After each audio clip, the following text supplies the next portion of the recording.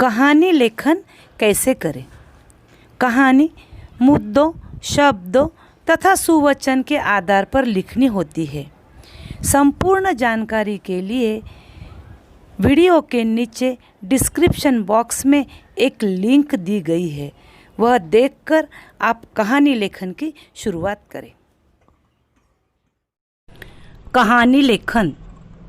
शब्दों के आधार पर कहानी किस तरह से लिखी जाती है, चलिए देखते हैं।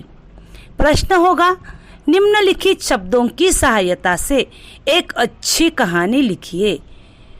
हमें यह कहानी लगभग 70 से 80 शब्दों में लिखनी होती है। तो देखते हैं कौन से शब्द है। तो शब्द है घर, संपन्नता, मित्रता और सहायता।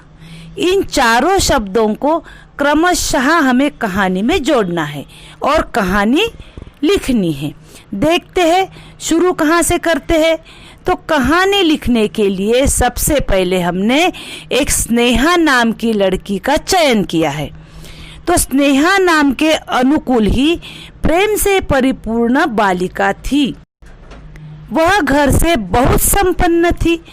उसके घर पर सुख के सारे साधन थे। इसके बावजूद स्नेहा दुखी थी। यहाँ से हमें क्या पता चलता है कि सभी संपन्न होने से ही हम सुखी नहीं होते। हमारी सुख की परिभाषा मित्र के सिवा अधूरी है, इसीलिए हमें मित्रता जरूरी है। तो स्नेहा के साथ ऐसी कौन सी घटना घटी जो हमें यहाँ लिखनी। स्नेहा एक छोटी बालिका थी। वह बालक मंदिर में पढ़ती थी और उसकी बहुत सी सहेलियां भी थी। उनके साथ वह खेलती थी, नाचती थी, हंसती थी तथा भाग दौड़ करती थी। स्नेहा की सहेलियां उसके घर नहीं आती थी। उस संपन्न घर में आने से स्नेहा की सहेलियां डरती और घबराती थी। उनमें हीनता की भावना पैदा हो जाती थी। वे दबाव महसूस करती थी। वे स्वयं को वहां स्वतंत्र नहीं समझती थी।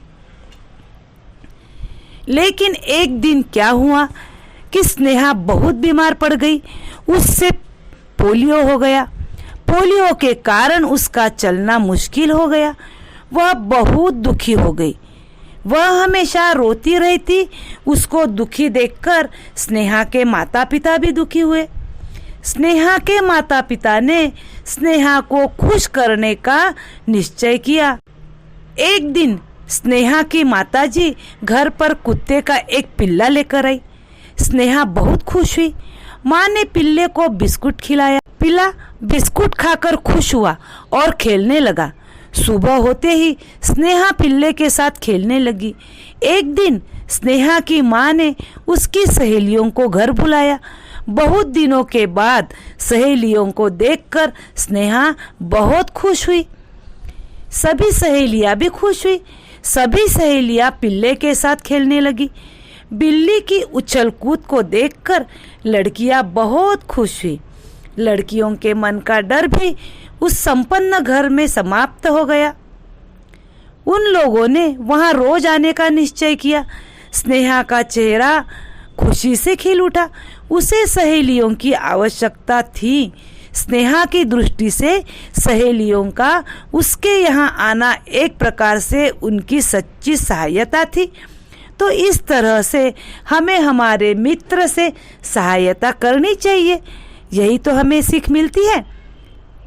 तो बच्चों, यह कहानी सुनकर, समझकर अपने शब्दों में लिखने का प्रयास करें।